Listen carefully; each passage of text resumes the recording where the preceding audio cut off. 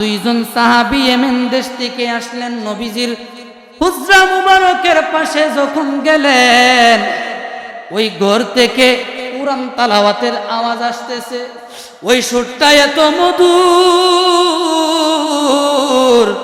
দুইটা লোক মনে মনে ভাবতেছে এখন যদি নবীর দরবারে গিয়ে হাজির হয়, বন্ধু আমার নবী কুরআন তালাওয়াত বন্ধ করে দিবে, তাহলে তো এই সুন্দর মধুর সুরটা আর কানে বাজবে না।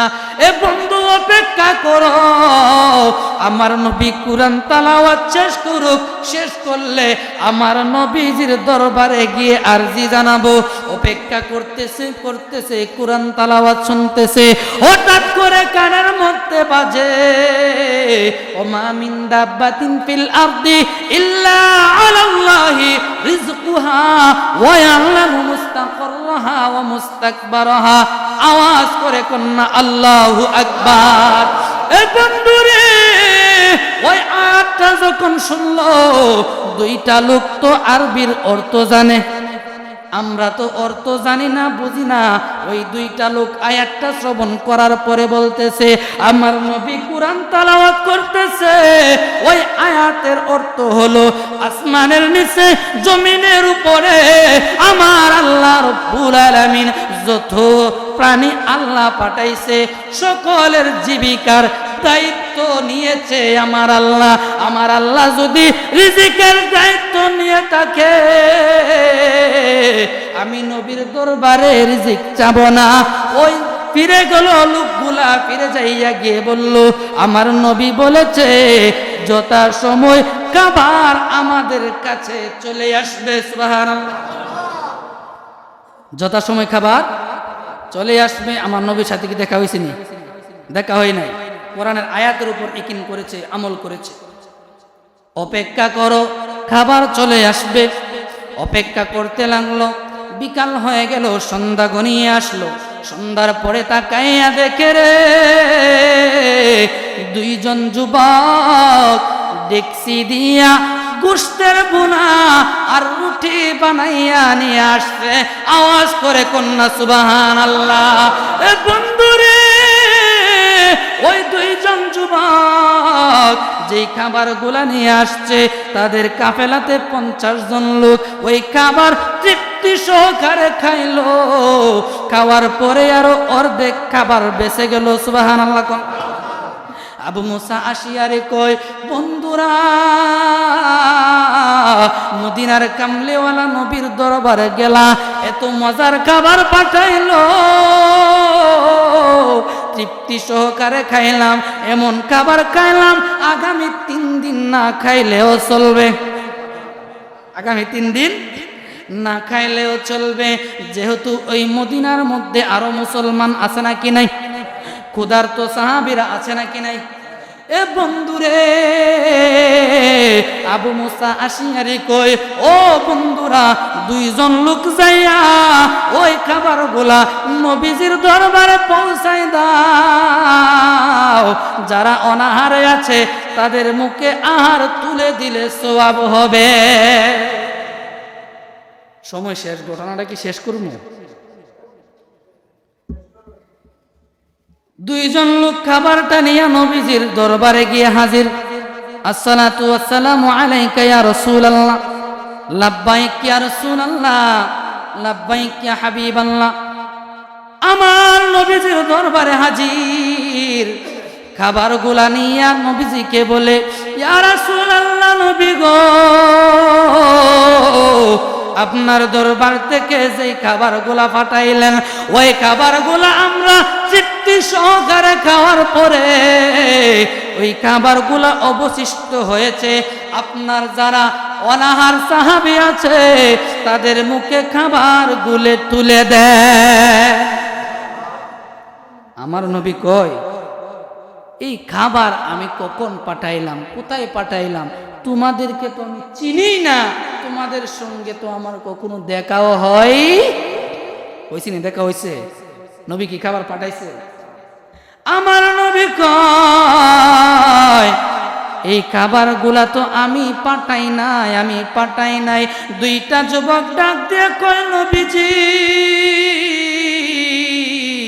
দুইজন যুবক আপনার দরবারে পাঠাইছিলাম, তারা বলেছে আপনার দরবার থেকে যথাসময় আমাদের কাছে খাবার পৌঁছাই দেওয়া হবে।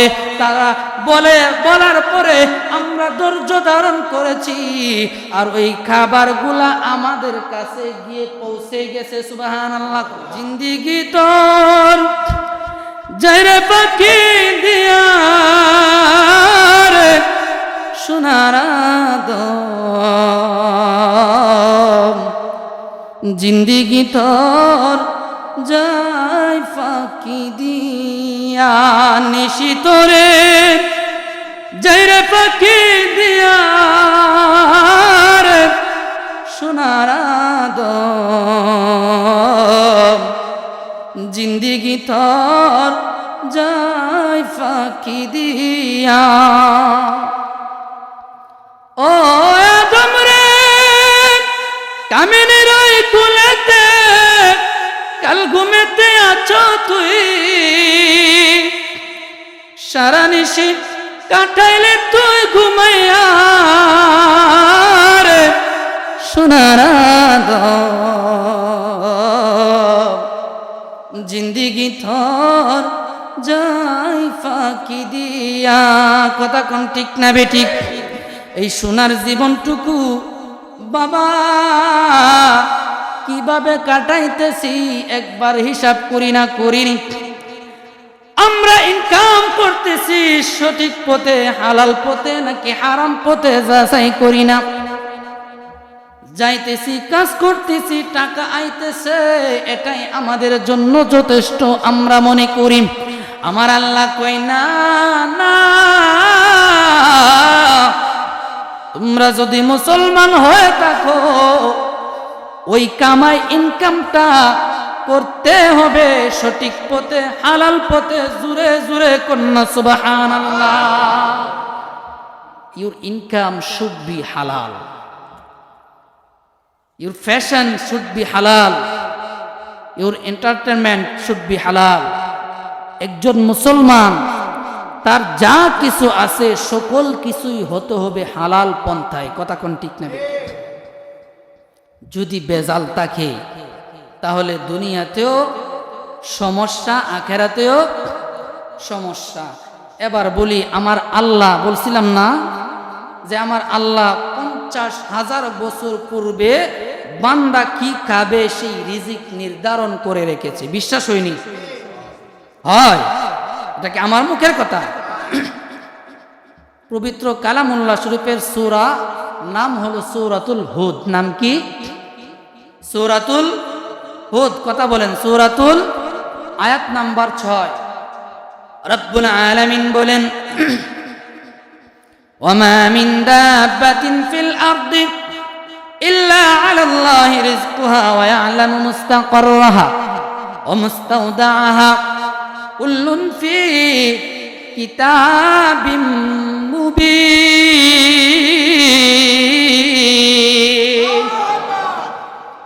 রব্বুল আলামিন কই বান্দারা রে, তোমরা এই আসমানের নিচে জমিনের উপরে আমি আল্লাহ যত হাজার প্রাণী বানাইলাম, যত হাজার মাখলুকাত বানাইলাম, সকলের রিজিক আমি আল্লাহ রিজিকের দায়িত্ব নিয়েছি। সকল প্রাণীর রিজিকের দায়িত্ব কার? আমার আল্লাহ। এই আয়াতের প্রেক্ষাপটে একটা ছোট্ট ঘটনা বলি। বন্ধুরে, ইয়ামেনের কিছু লোক একজন সাহাবীর কাছে কালিমা পড়ে মুসলমান হয়েছে। একজনের নাম হলো আবু মুসা আশিয়ারি, আরেকজনের নাম হলো আবু মালিক আশিয়ারি। ওই দুইজন সাহাবী আশিয়ারি গোত্রের, তাদের সঙ্গে বাবা আরো 40-50 জন লোক, টোটাল প্রায় 50 জন লোকের মতো সকলেই একজন সাহাবীর কাছে কালেমা পড়ে ইসলাম গ্রহণ করেছে। বন্ধুরে, কালেমার স্বাদ এত মজা, যারা কালেমার স্বাদ পাইছে তারা আমার নবী কামলিওয়ালার দিদার পাইছে। জোরে জোরে কোন ঠিক না বেটি? এ বন্ধু, কাছে কালিমা পড়েছে, তৃপ্তি মেটে নাই। মনে মনে তারা ভাবতেছে আমার নবী কামলেওয়ালা নবীর দরবারে যাইয়া তারা শপথ গ্রহণ করবে। যেই চিন্তা সেই কাজ, সকলে একত্রিত হইয়া রওনা হলো মদিনাতুল মুনাওয়ারার দিকে। বন্ধু, মদিনাতুল মুনাওয়ারার মধ্যে যাইয়া যখন পৌঁছলো, আবু মুসা আশিয়ারি বলতেছে, ও আমার সাথের দলের লোকেরা, আমরা তো মদিনার মধ্যে এসে পৌঁছাইলাম, নবীজির দরবারে যাইব, যাওয়ার আগে একটু উজু গোসল করে পবিত্র হয়া নেই, একটু খাবার খাইয়া একটু বিশ্রাম নিয়া, যেহেতু দীর্ঘ পথ আমরা অতিক্রম করে এসেছি, একটু সাজসজ্জা করে পবিত্র হয়ে খাবার খেয়ে রেস্ট নিয়ে আমার নবীর দরবারের মধ্যে যাব। যেই লোকটা ছিল খাবারের দায়িত্বে, ওই লোকটা বলে, ও আবু মুসা আশিয়ারি, আমাদের সঙ্গে যে খরচ ছিল, আমাদের সঙ্গে যেই খাবার ছিল, ওই খাবার তো শেষ হয়ে গেছে, খাবার খাওয়ার মতো আর তো কোনো খাবার নাই, হাতের মধ্যে টাকা নাই, মদিনার কোথাও থেকে কিনে এনে খাবো এই সামর্থ্য নাই। আবু মুসা আশিয়ারি কয়, ও আমার বন্ধুরা, শুনেছি মদিনার কামলিওয়ালা নবী বুঝি খুব দরদি। সুবহানাল্লাহ। এ বন্ধুরা, দুইজন লোক চলে যাও, আমার নবীর দরবারের মধ্যে যাইয়া খাবারের জন্য একটু আবেদন করো। সুবহানাল্লাহ। দুইজন লোক হাঁটতে হাঁটতে মদিনাতুল মুনাওয়ারার অলিগলি দিয়া হাইটা আমার নবীজির হুজরা মুবারকের পাশে যখন গেল, ওই হুজরা মুবারক থেকে কানের মধ্যে আওয়াজ আসলো, রে আমার নবীজির নুরানি কদম, নুরানি জবান মুবারক দিয়ে মধুর সুরে কুরআন তালাওয়াতের আওয়াজ আসতেছে। নবীজির সুরে কোরআন তালাওয়াত। শুধু মুসলমানই না, যারা ছিল কাফের, মদিনার মক্কার কাফের গুলাও কোরআন তালাওয়াত শুনছে। শুনছে কি শুনছে না? আলোচনায় গেলে লম্বা হয়ে যাবে। আবু জাহেল, উতবা, সাইবা দিনের বেলা সারা দিন নবীজির বিরোধিতা করছে না, আর রাত্রের বেলা কি করছে? চুরি কইরা রাতের অন্ধকারে নবীজির গোরের পাশে দাঁড়ায়া দাঁড়ায়া সমস্ত রাত কোরআন তালাওয়াত শুনছে। সুবহানাল্লাহ। এ বন্ধুরে, ওই দিকে যাইতে চাই না।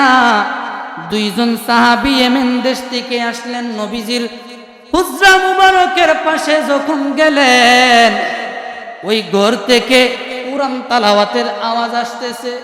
ওই সুরটা এত মধুর, দুইটা লোক মনে মনে ভাবতেছে এখন যদি নবীর দরবারে গিয়ে হাজির হয়, বন্ধু আমার নবী কোরআন তালাওয়াত বন্ধ করে দিবে, তাহলে তো এই সুন্দর মধুর সুরটা আর কানে বাজবে না।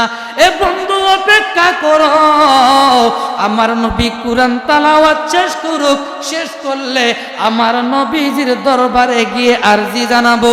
অপেক্ষা করতেছে করতেছে, কোরআন তালাওয়াত শুনতেছে, হঠাৎ করে কানের মধ্যে বাজে, ওমা মিন দাব্বাতিন ফিল আরদি ইল্লা আলাল্লাহি রিজকুহা ওয়া ইয়ালামু মুস্তাকরাহা ওয়া মুস্তাকবারাহা। আওয়াজ করে কন্যা আল্লাহু আকবার। এ বন্ধুরে, ওই আয়াতটা যখন শুনলো, দুইটা লোক তো আরবির অর্থ জানে, আমরা তো অর্থ জানি না, বুঝি না। ওই দুইটা লোক আয়াতটা শ্রবণ করার পরে বলতেছে, আমার নবী কোরআন তালাওয়াত করতেছে। ওই আয়াতের অর্থ হলো, আসমানের নিচে জমিনের উপরে আমার আল্লাহ রব্বুল আলামিন যত প্রাণী আল্লাহ পাঠাইছে, সকলের জীবিকার দায়িত্ব নিয়েছে আমার আল্লাহ। আমার আল্লাহ যদি রিজিকের দায়িত্ব নিয়ে থাকে, আমি নবীর দরবারে রিজিক চাবো না। ওই ফিরে গেল লোকগুলা, ফিরে যাইয়া গিয়ে বলল, আমার নবী বলেছে যথা সময় খাবার আমাদের কাছে চলে আসবে। সুবহানাল্লাহ। যথা সময় খাবার চলে আসবে। আমার নবীর সাথে কি দেখা হয়েছে? দেখা হয় নাই। কোরআনের আয়াতের উপর ইকিন করেছে, আমল করেছে। অপেক্ষা করো, খাবার চলে আসবে। অপেক্ষা করতে লাগলো। বিকাল হয়ে গেল, সন্ধ্যা ঘনিয়ে আসলো। সন্ধ্যার পরে তাকাইয়া দেখে রে, দুইজন যুবক ডেকসি দিয়া গোশতের বোনা আর রুটি বানাইয়া নিয়ে আসছে। আওয়াজ করে কন্যা সুবহানাল্লাহ। এ বন্ধুরে, ওই দুইজন যুবক যেই খাবারগুলা নিয়ে আসছে, তাদের কাফেলাতে 50 জন লোক ওই খাবার তৃপ্তি সহকারে খাইলো। খাওয়ার পরে আরো অর্ধেক খাবার বেঁচে গেল। সুবহানাল্লাহ। আবু মুসা আসিয়ারে কয়, বন্ধুরা, মদিনার কামলেওয়ালা নবীর দরবারে গেলা, এত মজার খাবার পাঠাইলো, তৃপ্তি সহকারে খাইলাম, এমন খাবার খাইলাম আগামী 3 দিন না খাইলেও চলবে। আগামী 3 দিন না খাইলেও চলবে। যেহেতু ওই মদিনার মধ্যে আরো মুসলমান আছে নাকি নাই, ক্ষুধার্ত সাহাবীরা আছে নাকি নাই। এ বন্ধুরে, আবু মুসা আশিয়ারি কই, ও বন্ধুরা, দুইজন লোক যাইয়া ওই খাবারগুলা নবীজির দরবারে পৌঁছাই দাও। যারা অনাহারে আছে তাদের মুখে আহার তুলে দিলে সওয়াব হবে। সময় শেষ, ঘটনাটা কি শেষ করব? দুইজন লোক খাবারটা নিয়ে নবীজির দরবারে গিয়ে হাজির।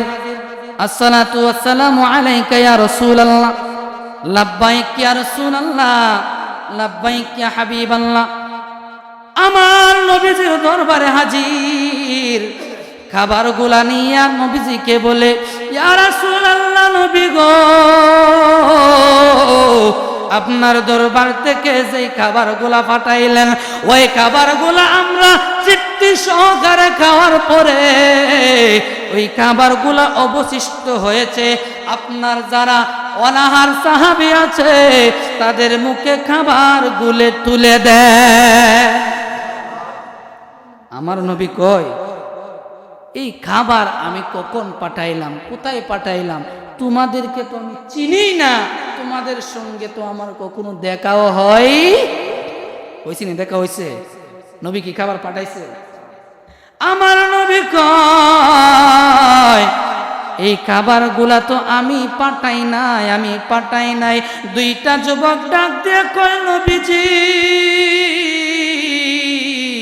দুইজন যুবক আপনার দরবারে পাঠাইছিলাম, তারা বলেছে আপনার দরবার থেকে যথাসময় আমাদের কাছে খাবার পৌঁছাই দেওয়া হবে। তারা বলার পরে আমরা ধৈর্য ধারণ করেছি, আর ওই খাবারগুলা আমাদের কাছে গিয়ে পৌঁছে গেছে। সুবহানাল্লাহ। আমার নবী হাকিকত জানার জন্য ওই দুইটা যুবককে ডাকলেন। দুইটা যুবককে জিজ্ঞেস করে, যুবক, তোমরা কি আমার দরবারে খাবারের আরজি নিয়ে আসছিলানি? যুবকগুলা কয়, না না, আমরা তো আপনার দরবারে এসেছিলাম, কিন্তু খাবারের জন্য তাগাদ করি নাই, আরজি করি নাই। জুরে জুরে কন্যা সুবহানাল্লাহ। আমার নবী ডাক দিয়ে কয়, যুবক রে, তাহলে এই খাবারগুলা তোমাদের কাছে কে পৌঁছাইছে? যুবকগুলা ডাক দিয়ে কয়, নবী গো, আমরা যখন রাস্তা দিয়ে হেঁটে আপনার দরবারে আসলাম, আপনার হুজরা মুবারকের পাশে যখন পৌঁছাইলাম, আপনার পবিত্র নুরানি জবান মুবারক থেকে কোরআন তেলাওয়াত শুনতে পাইলাম। সুবহানাল্লাহ। ইয়া রাসূলুল্লাহ, নবীজি, ওই কোরআন তেলাওয়াত শুনতে শুনতে হঠাৎ করে আপনি তেলাওয়াত করলেন, ওমা মিন দাব্বাতিন ফিল আরদি ইল্লা আলাল্লাহি রিজকুহা ওয়া ইয়ালামু মুস্তাকাররাহা ওয়া মুস্তাওদাআহা। জবান খুলে বলেন আল্লাহু আকবার। ইয়া রাসূলুল্লাহ, নবী গো, আপনি নবী তো আয়াত দ্বারা বলে ফেলেছেন, জমিনের মধ্যে আসমানের নিচে আমার আল্লাহ যত প্রাণী বানাইছে সকল রং বেরঙ্গের প্রায় জীবিকার দায়িত্ব নিয়েছে আল্লাহ। আল্লাহ সকলের খাবার যথা সময় পৌঁছাই দিবে। ওই জন্য আমরা ফিরে গেলাম, আয়াতের উপর আমল করলাম, আমাদের কাছে খাবার পৌঁছাই গেছে। আমার নবী ডাক দিয়া কয়, ও সাহাবীরা, এই খাবার তো আমার পক্ষ থেকে যায় না। আয়াতের উপর আমল করার কারণে, আল্লাহর কথার উপর বিশ্বাস করার কারণে আমার আল্লাহ তোমাদের জন্য দুনিয়ার কোনো খাবার পাঠায় নাই। জান্নাত থেকে ডিশ ভরে জান্নাতি ফেরেশতাদেরকে দিয়া তোমাদের কাছে জান্নাতি খাবার পাঠাই দিছে। বিশ্বাস আসেনি? রিজিকের মালিক যে আল্লাহ, বিশ্বাস আসেনি? এরকম অনেক ঘটনা আছে, আলোচনা করলে ঘন্টার পর ঘন্টা আলোচনা করা যাবে। তো সময় শেষ, ওইদিকে যাইতে চাই না। 2 মিনিটে বলবো যে হালাল উপার্জন করলে কি ক্ষতি হয়। কি উপার্জন?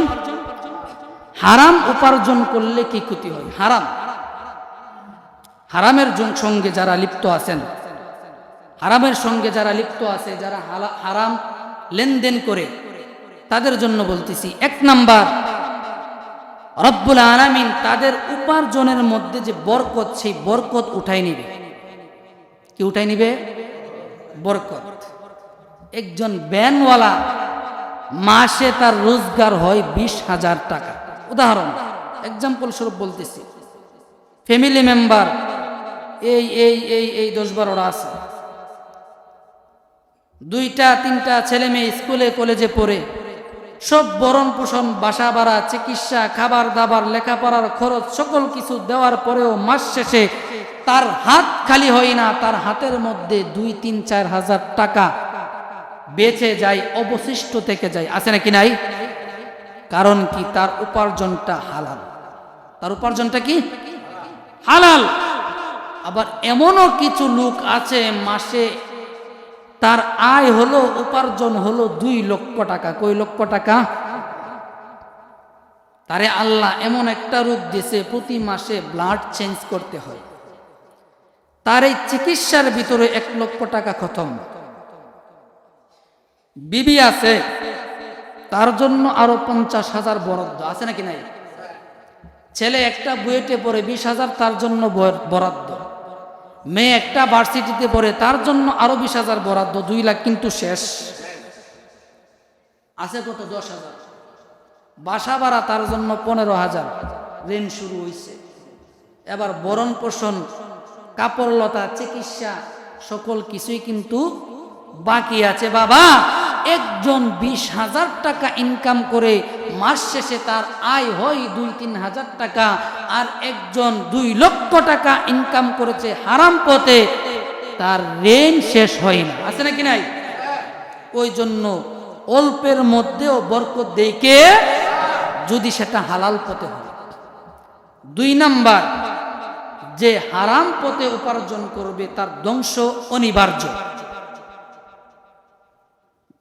তার ধ্বংস হবেই হবে।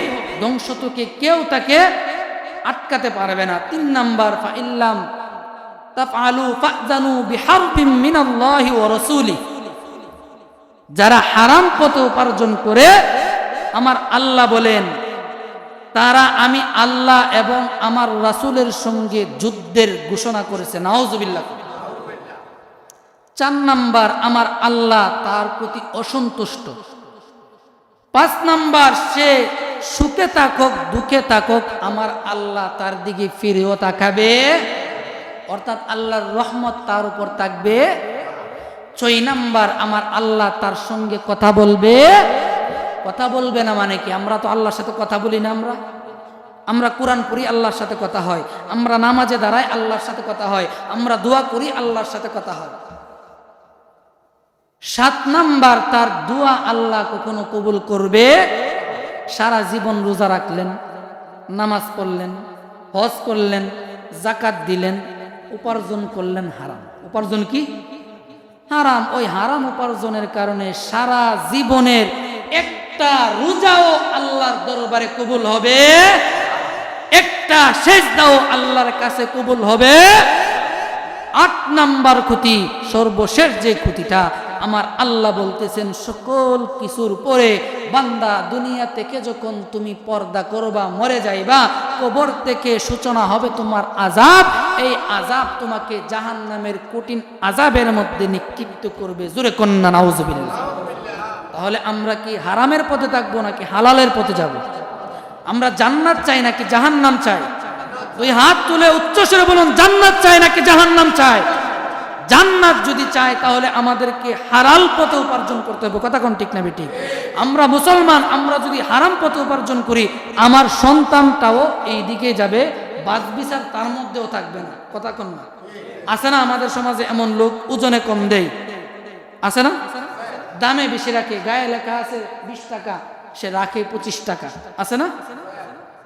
যাক, ওইদিকে যাইতে চাই না, সময় অল্প। আল্লাহ তাআলা আমাদের সকলকে হালালের উপর অটল থাকার এবং হারামকে বর্জন করার তৌফিক দান করুক। সকল বলুন আমিন। ওয়া আখির দাওয়ানা আনিল হামদুলিল্লাহি রাব্বিল আলামিন।